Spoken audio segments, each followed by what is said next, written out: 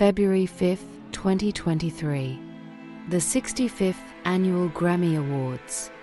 Millions of viewers tuned in expecting performances, acceptance speeches, and celebrity moments. What they got instead was something that would spark outrage, protests, and theories that are still circulating today. Sam Smith and Kim Petras took the stage to perform Unholy. But this wasn't just a performance.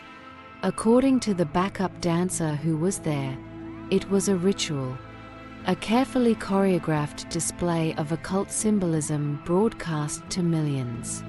And what happened backstage, in the hours before and after that performance, convinced her that something far darker was at play. This is her testimony.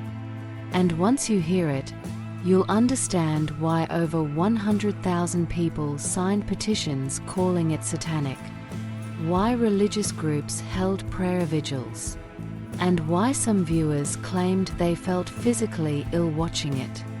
Because what looked like artistic expression to some looked like spiritual warfare to others. The backup dancer had worked in the industry for 8 years. She'd performed at award shows, music videos, world tours. She'd seen extravagant staging, controversial themes, boundary-pushing concepts. None of it fazed her. She was a professional. She showed up, learned the choreography, performed, got paid, and went home. But the Unholy performance was different from the start. The first rehearsal was scheduled for 3 weeks before the Grammys. Standard timeline for a televised performance. But when the dancer arrived at the rehearsal space in Los Angeles, the energy was immediately unsettling. The room was darker than usual, red lighting instead of the standard white work lights. And there was a smell, sulfuric, like matches being struck over and over. The choreographer introduced the concept. Sam Smith would be performing inside a giant birdcage, wearing a red inflatable outfit with devil horns. Kim Petras would be outside the cage in a dominatrix-style outfit. The backup dancers would portray sinners in hell, writhing, reaching, performing movements that suggested torment and ecstasy. The choreographer was very specific about the energy. This wasn't just dancing, it was embodiment. They needed to channel something primal, something forbidden. The dancer raised her hand and asked what exactly they were supposed to be channeling. The choreographer smiled and said, "Whatever lives in the shadows." The rehearsals got stranger. They weren't just learning steps. They were performing rituals disguised as warm-ups. The choreographer would have them stand in a circle, close their eyes, and repeat phrases. The dancer couldn't remember all of them, but one stuck with her. "We welcome what watches. We invite what waits. We open the door." At first, she thought it was some weird method acting exercise, a way to get into character. But the repetition felt intentional, hypnotic. And after each session, the dancers would leave feeling drained. Not physically tired, spiritually exhausted, like something had been pulled from them. Then there were the symbols. The staging included inverted crosses, pentagrams subtly embedded in the set design, and a color scheme of red and black that anyone familiar with occult imagery would recognize. The dancer asked the set designer about it. He shrugged and said, "It's what they wanted. I just build what I'm told." But who was they? Sam's team? The Grammys? Someone higher up the chain? The dancer never got a straight answer. What she did get was a non-disclosure agreement, thicker than any NDA she'd signed before. Pages and pages of legal language that essentially said, You cannot speak about what you see, what you hear, or what you experience during this production. Violation would result in immediate legal action and financial ruin.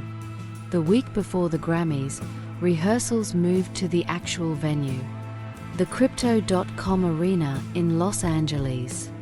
That's when things escalated. The full staging was revealed. The birdcage was massive. Sam's costume was more elaborate than anyone expected. The horns weren't just horns. They were custom-made, representing Baphomet, the goat-headed deity associated with occultism. And the choreography had been modified. The backup dancers were now performing movements that directly mimicked demonic possession. Convulsing, arching, collapsing. The choreographer kept saying, "More. Give me more. I need to feel it." During one rehearsal, something happened that the dancer still can't explain. Midway through the performance, she felt a shift in the room. The temperature dropped. Not metaphorically, literally. She could see her breath. Other dancers noticed too.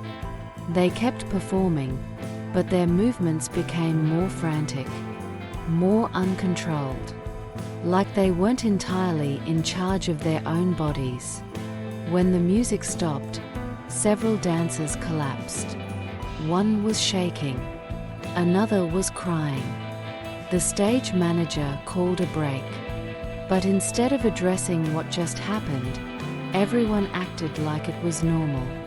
Just adrenaline, just the intensity of the performance. But the dancer knew better. She'd felt something enter that space, and it hadn't left backstage. The atmosphere was equally strange. Sam Smith was in full costume, sitting in a darkened corner, barely speaking. When the dancer walked past, Sam looked up and smiled. But the smile didn't reach the eyes. The eyes looked distant, empty, like Sam was somewhere else entirely. The dancer had worked with artists before who got into character. But this felt different. This felt like dissociation. Like the person inside the costume wasn't fully Sam anymore. Kim Petras seemed more grounded, but even she had an edge to her energy. Sharp, defensive, like she was protecting something. The day of the Grammys arrived. The dancer showed up early for final run-throughs. The energy backstage was electric, but not in a good way. People were on edge, snapping at each other, making mistakes they wouldn't normally make. During the dress rehearsal, one of the technical crew members refused to continue working. He said he felt oppressed by the staging, that he couldn't breathe near the set. He was escorted out and replaced immediately. No questions asked, no sympathy given, just removed and forgotten. Then it was showtime. The performance went live. Millions of people watching. And the dancer felt it again. That presence, that weight. But this time, it was amplified, multiplied by the attention, by the energy of the audience, by the cameras broadcasting the ritual to the world. She performed her choreography, hitting every mark, but inside she was screaming. Screaming to stop, screaming to run, screaming for help. But her body kept moving, kept writhing, kept embodying whatever she'd been told to channel. When it was over, the applause was mixed. Some people cheered. Others sat in stunned silence. And almost immediately, social media exploded. Twitter, Instagram, TikTok, every platform flooded with reactions. Some praised the performance as bold and artistic. Others called it blasphemous, satanic, an assault on Christian values. Religious leaders issued statements. Conservative politicians condemned it. Parents vowed to boycott CBS. And conspiracy theorists began dissecting every frame, every symbol, every gesture, looking for hidden meanings.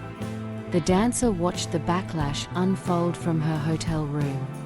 She wanted to speak out, to confirm what people were sensing, that this wasn't just art, that something real had been invoked. But she was bound by the NDA, bound by fear, bound by the knowledge that speaking out would end her career. So she stayed silent. But the silence was eating her alive. She started having nightmares. Vivid, terrifying dreams where she was back on that stage, but she couldn't stop dancing, couldn't escape the cage, couldn't wake up. She sought help from a therapist. But how do you explain spiritual oppression to someone trained in psychology? How do you say, "I think I helped summon something," without sounding insane? She started researching, looking into the history of occult symbolism in entertainment, the use of award shows as mass rituals, the idea that collective attention creates energy that can be harnessed, directed, used. And the more she read, the more it made sense. The Grammys weren't just a celebration of music. They were a platform, a stage where the industry's true allegiances were displayed in plain sight. And those who understood the symbols, who recognized the references, knew exactly what was being communicated. She also learned about the backlash Sam Smith faced, the death threats, the protests, the churches that held prayer sessions to combat the demonic influence of the performance. And while she didn't agree with the violent rhetoric, she understood the fear. Because she'd felt it too. She'd felt what was present on that stage. And it wasn't just artistic expression. It was something older, something hungry, something that fed on attention and controversy and outrage months past. The dancer tried to move on, took other jobs, worked on other projects. But she couldn't shake the feeling that she'd crossed a line, that by participating in that performance, she'd opened a door in herself that she couldn't close. She started experiencing sleep paralysis, waking up unable to move, sensing a presence in the room. She'd see shadows in her peripheral vision, hear whispers when she was alone. She tried to rationalize it. Stress, trauma, overactive imagination. But deep down, she knew. She'd invited something in, and it had accepted the invitation. She reached out to other dancers from the performance, quietly, carefully, asking if they'd experienced anything unusual. Most dismissed her, said they were fine. But one dancer admitted, off the record, that she'd had similar experiences. Nightmares, paranoia, a sense of being watched. She'd consulted a spiritual advisor who told her she'd been marked. That performing that ritual had left an imprint on her soul. That she needed cleansing, protection, prayer. The dancer didn't know if she believed in all that, but she was desperate. So she tried it, visited a priest, participated in a blessing, and for a while, things got better. The nightmares stopped. The presence faded. She could breathe again, but then the performance started getting nominated for awards. Best performance, most controversial moment, cultural impact. And every time it was mentioned, every time it was replayed, the dancer felt the weight return. Like the ritual wasn't a one-time event. It was ongoing, sustained by every view, every reaction, every debate. The performance had taken on a life of its own, and everyone who watched it, analyzed it, shared it, was feeding it, keeping it alive, giving it power. The dancer is speaking now because she believes people deserve to know what they're participating in when they consume this content. That entertainment isn't always neutral. That some performances are designed to do more than entertain. They're designed to influence, to condition, to shift perception. And whether you believe in the spiritual aspects or not, the psychological impact is undeniable. The unholy performance divided people, made them fight, made them choose sides, made them engage with something they might have otherwise ignored. And that, she believes, was the point. She doesn't claim to have all the answers. She doesn't know if Sam Smith is genuinely involved in occultism, or if this was just a creative team pushing boundaries for shock value. She doesn't know if the ritual actually summoned anything, or if the effects she experienced were purely psychological. But she knows what she felt, what she saw, what she lived through, and she knows she's not alone. That other performers, other crew members, other people in the industry have had similar experiences but are too scared to speak, too bound by NDAs, too worried about being labeled crazy. This is her testimony, her warning, her attempt to pull back the curtain on what happens when art becomes ritual and performance becomes invocation. She's not asking people to boycott Sam Smith. She's not calling for censorship. She's simply asking for awareness, for critical thinking, for the understanding that what we watch, what we consume, what we give our attention to, has power. And sometimes, that power is wielded with intention, with purpose, with an agenda that goes beyond entertainment. The unholy performance will be remembered, analyzed, debated, and the dancer will carry the memory of it for the rest of her life. Not with pride, not with regret, but with the sober understanding that she participated in something that transcended music. Something that, whether real or perceived, left a mark on her, on the culture, on everyone who watched. And that mark, she believes, was always the plan.